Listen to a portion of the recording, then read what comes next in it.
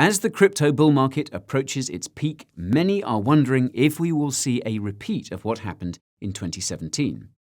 Some believe that Ethereum will follow in Bitcoin's footsteps by hitting 5 figures, and others believe that Solana will be the cryptocurrency to follow in Ethereum's footsteps by hitting 4 figures.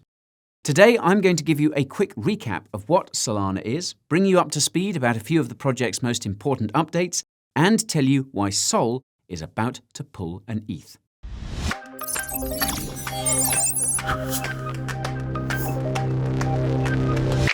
I hate to be a bore, but I need to give you a couple of disclaimers before I give you the law. Financial advice is something I abhor. Entertainment and education lie at my core, so contact a financial advisor if you want to score. You should also know that I hold Sol as part of my personal cryptocurrency portfolio. I'll do my best to be impartial as I go, and if you sense a bias, don't hesitate to let me know in the comments down below. If this is your first time here, my name is Guy and I'd like to welcome you to the Coin Bureau. This channel has some of the highest quality content about crypto. Coins, tokens, news reviews, and other interesting topics that will make your head explode. If that's what you're here for, subscribe to the channel, ping that notification bell, and make sure you clean any gore off the floor. When you're short on time, watching a 20-minute video can be a chore, which is why you can use the timestamps to skip over any subjects you'd rather ignore. Now, I know my rhymes are pro, but it's about time we took a look at what Solana has in store. If you're unfamiliar with Solana, here's what you need to know. Solana was founded in 2017 by Anatoly Yakovenko. Solana was built by Solana Labs, a for-profit software company based in the United States. Solana's development is coordinated by the Solana Foundation, a non-profit based in Switzerland. Solana raised about $25 million across various initial coin offerings in 2018, 2019, and 2020. Solana has raised hundreds of millions of dollars post-ICO, not counting the hundreds of millions that have been put up by VCs to fund projects building on Solana. Solana's mainnet went live in 2020, but it's still technically in beta, and its blockchain has gone down twice since it launched. More on that later. Solana is known for being the fastest cryptocurrency on the market. It can process between 45 and 65,000 transactions per second. This is about as fast as Visa's payment network. Solana's impressive TPS is made possible by its novel proof-of-stake consensus mechanism, which timestamps transactions using a technology called proof of history. To further optimize efficiency, Solana's blockchain is broken down into clusters of up to 150 validator nodes which process transactions. Solana currently has over 1,250 validator nodes, and though the hardware requirements to become a validator are quite high, there is no minimum stake. Delegation is also possible, and there's no minimum stake for delegation either. Staking rewards are currently around 7% for both validators and delegators, with a 5-day unlock period. Solana slashes a portion of the stake of any misbehaving validators and will eventually introduce a 100% slashing penalty. Now, Sol is the native coin of the Solana blockchain, and it's used for staking and to pay for transaction fees, which cost a fraction of a cent. Solana's high speed, combined with its low fees, has attracted dozens of decentralized applications, which currently hold over $15 billion in total value locked, according to DeFi Llama. Solana has also attracted the attention of the FTX exchange, which is building its DeFi suite dubbed Project Serum on Solana. Solana has since become the de facto blockchain of the FTX exchange, and it's also the official chain for the USDC stablecoin. If you're interested in finding promising new projects on Solana, you can check out my Solana tutorial using the link in the top right.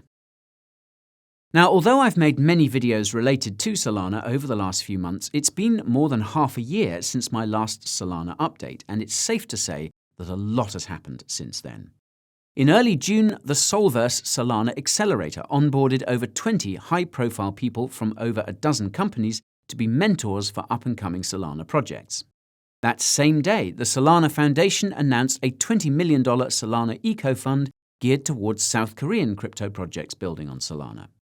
1 week later, Solana raised a staggering $314 million in a funding round led by famous crypto VC Andreessen Horowitz. In mid-June, crypto wrapping protocol Ren completed its Solana integration, making it possible to transfer more than half a dozen cryptocurrencies, including Bitcoin, Dogecoin, and Terra, to Solana in a trustless manner. At the end of June, Swiss fintech company Digital Assets AG announced the issuance of 55 tokenized stocks on Solana, including Alphabet, Netflix, PayPal, and Tesla, which can be traded on FTX in select jurisdictions. In mid-July, Solana's Phantom Wallet browser extension raised $9 million in a funding round led by none other than Andreessen Horowitz. Now, Solana's Phantom Wallet launched shortly afterwards and has since seen more than 1.2 million downloads. Phantom also recently announced plans to release a mobile wallet app.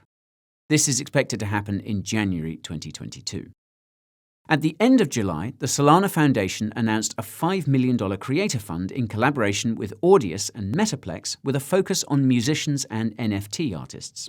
In mid-August, Audius integrated with TikTok, making it possible for artists to use their music in videos on the app. At the end of August, CoinShares found that institutions were piling into Solana with $21 million of inflows into Solana funds in a single week. In early September, Audius officially integrated with Solana, and if you want to learn more about the Audius project, you can do so using the link in the description. A few days later, FTX US launched its NFT marketplace with Ethereum and Solana as the back end. In mid-September, the Solana blockchain went down and stayed down for nearly a day. In a post-mortem, Solana explained that the outage was caused by a denial of service or DDoS attack. Basically, someone spammed the blockchain with more transactions than it could handle in a short amount of time. Luckily, no funds were lost. What's interesting is that Ethereum's Arbitrum went down at the same time, also due to a DDoS attack, and whoever was behind these two attacks also tried to take down Ethereum, though they weren't successful. Now, this is the kind of juicy news that I cover in my weekly crypto review, and you can find the most recent episode up there in the top right. Anyways, at the end of September, Van Eck launched ETNs for Solana and Polkadot on the German stock market. Solana also surpassed 1,000 validators and announced an upcoming NFT bridge between Ethereum and Solana. At the end of October, FTX's Project Serum allocated $100 million of SRM to liquidity mining rewards for its various protocols on Solana. In early November, Solana's total NFT sales reached $500 million. A few days later, Solana Ventures joined forces with Lightspeed Ventures and FTX to launch a $100 million crypto gaming fund. A few days after that, Solana became the fourth largest cryptocurrency by market cap. Then, the privacy-focused Brave browser announced a Solana integration. And Standard Custody made it possible for institutional investors in the United States to stake the SOL they have custodied with the company in a compliant manner. In mid-November, Solana hosted its first-ever ecosystem conference called Breakpoint in Lisbon, Portugal, which attracted thousands of developers and investors. At the end of November, Audius released a new tool making it possible for artists to embed Solana NFTs on social media platforms, Twitter, and Discord. Grayscale also announced the launch of the Grayscale Solana Trust, making it possible for institutional investors to get indirect exposure to SOL.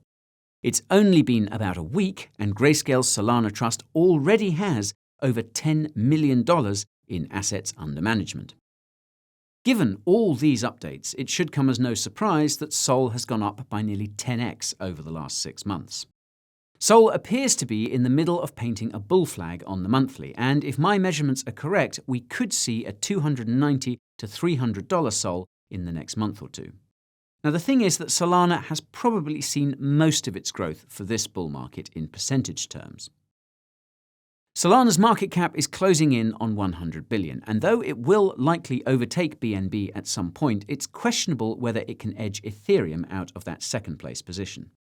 As I mentioned in the introduction, however, it's quite possible that we will see ETH follow the same trajectory of BTC in 2017, and SOL follow the trajectory of ETH in 2017.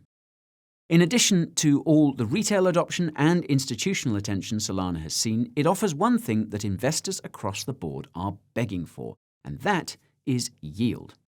As I mentioned in my video about Fidelity's crypto report, big investors want assets that generate yield, and this is a big part of why they prefer stocks and bonds to gold and Bitcoin. It also seems to be why institutions are obsessed with Ethereum. It essentially offers them a safe way to earn around 5% per year on an asset which is appreciating over time due to adoption. Now, as I mentioned earlier, Solana offers a 7% annual return on staking rewards, and though it's much less secure than Ethereum, the underlying asset has more upside potential, which probably makes the added risk worth it in the eyes of some institutional investors. Put simply, Solana is likely to continue to see massive inflows from institutional investors because it offers higher yields than Ethereum, and this will likely cause the price of Sol to rise. Assuming Bitcoin hits 100K and Ethereum hits 10K, as many people expect, this could give Solana enough wiggle room to hit $1,000. But I will note this is an extremely bullish target that borders on fantasy. You should learn how to spot the top so you know when to sell if we do reach these levels, and you can use my tutorial to help you, and that is up there in the top right. Whether Solana does manage to hit that fantastic 4-figure mark ultimately depends on its roadmap. It seems the only milestone left on Solana's roadmap is the alpha launch of its mainnet. Recall that Solana is currently in beta. Now, in a reply to a question on Reddit about when Solana will get out of mainnet beta, a Solana moderator said, quote, "We will keep the suffix beta for a year or so because we want to check the mainnet stability in the long term and make sure we have a great product." This comment is from 9 months ago, and assuming it's still accurate, this means we could see Solana's alpha mainnet go live in the first quarter of 2022, which happens to be when many believe the top of the bull market will be. Besides that, Solana doesn't have much of a roadmap. Founder Anatoly Yakovenko noted in a recent interview that Solana's future direction is determined by Solana's validators, which collectively agree on upcoming milestones. While this governance process is not entirely clear, a few milestones can be found on Solana's governance forum. The first relates to the introduction of on-chain governance, and I actually discussed this post in my last Solana update. Back then, the link provided directed to an unrelated repository on GitHub. Now, the link provided directs to a fully fleshed out on-chain governance mechanism which was last tweaked at the end of May. Now, as you can see, it is extremely complicated, and I honestly had a hard time understanding the flow. All I know is that there's a draft, proposal, and voting stage that requires putting down some amount of Sol. From what I was able to gather from the comments, there will be 30 council tokens, which will presumably be given to 30 community members who will have the final say on whether a past proposal is implemented or not. This sounds similar to Polkadot's governance process, which likewise features a council and technical committee which can approve, reject, and even fast-track past proposals. The only other governance-related post on the Solana forum that's worth pointing out is one from July by a governance researcher named Josh, who's working with various Ivy League universities. Josh essentially asked whether Solana was interested in explaining its governance process so that it could be posted on the Wharton Crypto Governance Workshop website. Now, oddly enough, Solana is not on the list of crypto projects which have participated, even though someone at the Solana Foundation replied to Josh saying someone would be in touch with him. Now, I'll leave a link to Wharton's crypto governance website in the description if you're interested about reading how other crypto projects are governed, and if you want to learn more about the importance of crypto governance, you can find my video about that in the description too. Additional milestones for Solana can be found in the various interviews Anatoly has done over the last few months. In a May interview, Anatoly mentioned that Solana is hoping to introduce liquid staking and multiple block producers by early 2022. For those unfamiliar, liquid staking is when you can freely trade staked coins, in this case, Sol. This typically involves minting a synthetic token which represents the cryptocurrency being staked. Once introduced, this will unlock a lot of liquidity and will likely lead to the creation of extremely cool but extremely complex DeFi protocols. As for multiple block producers, Anatoly said that ideally Solana would have 8 block producers rather than 1, as is currently the case. In theory, this would increase Solana's transactions per second by 8x, meaning Solana would be able to process a staggering 400,000 transactions per second. This ties into Solana's endgame, which is to be faster than any centralized stock exchanges like the Nasdaq, which processed between 500,000 and 1 million transactions per second. Anatoly is also adamant about Solana's censorship resistance, but not the kind that comes to mind. The kind of censorship resistance Anatoly is passionate about is in the context of transactions. He wants transactions on Solana to be unstoppable. As part of that mission, it's necessary for Solana to be as decentralized as possible, and Anatoly said in a recent interview that the Solana Foundation frequently reaches out to validators to make sure they're not using too much centralized infrastructure to host their nodes. Though not explicitly mentioned anywhere, Solana seems to be looking to leverage Helium's peer-to-peer 5G network in the future to further fortify its decentralization, something that was apparently alluded to during Solana's Breakpoint event. You can learn more about Helium using the link in the top right. And now for everyone's favorite part, my concerns about Solana. Now, funnily enough, some of these concerns were outlined by Anatoly himself in his recent interviews, and the first concern is centralization, specifically staking centralization. As amazing as it is that institutions are crazy for Solana, Anatoly is aware that any serious staking activities from their end could present a serious security risk if it's being done from a single source, such as Standard Custody, the company I mentioned earlier. If Standard Custody is staking a significant amount of SOL on behalf of its clients and something goes wrong on its end, this could bring down Solana's blockchain.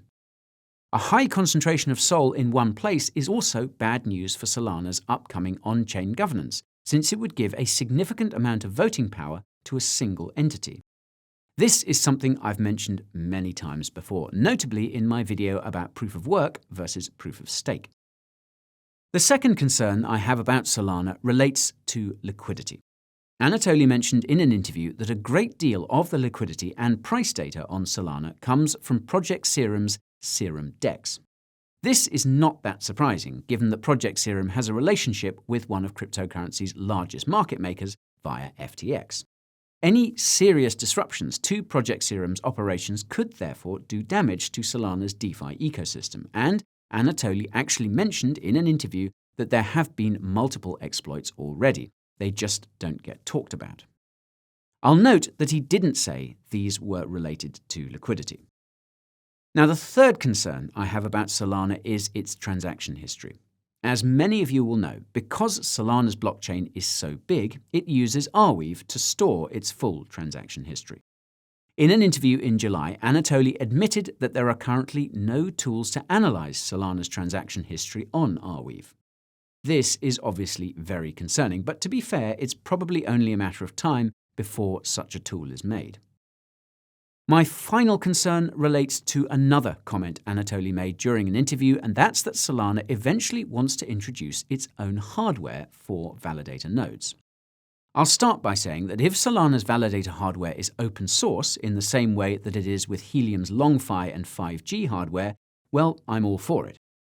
However, if Solana's validator hardware is closed source like it is with the Internet Computer, this raises a whole series of questions and concerns about centralization, censorship, and competition. Now, if you've never heard of the Internet Computer before, I strongly suggest checking out my video about it, and you can find it in the usual spot, folks. Yup, top right. And that's all for today's Solana update, folks. If you enjoyed what you saw, hitting the like button is the best way to let me know. Be sure to subscribe to the channel and ping that notification bell too to make sure my next video finds its way to you. In the meantime, you can check out Coin Bureau clips for behind-the-scenes footage and original flicks. You can follow me on Twitter, TikTok, and Instagram for memes, and more memes. You can also join my free Telegram channel for the daily crypto updates you need. If you don't have the time to deal with all this stuff, you can subscribe to my weekly newsletter to stay up to speed. I also reveal my personal crypto portfolio and explain why I change it from week to week. My Coin Bureau merch store is where you need to go if you want to stay on fleek. It's got sweaters, hoodies, tees, and other stylish crypto apparel that you seek. If you're shopping for Christmas, it's better to buy sooner rather than later because supply chains are looking like the portfolio of a leveraged trader. Now you can find all the links to my socials, Telegram, newsletter, merch store, and more using the links down below. Thank you so much for watching. Know that I appreciate every single one of you. I've got to go because I've got things to do, but I will, of course, see you all soon. Ciao for now.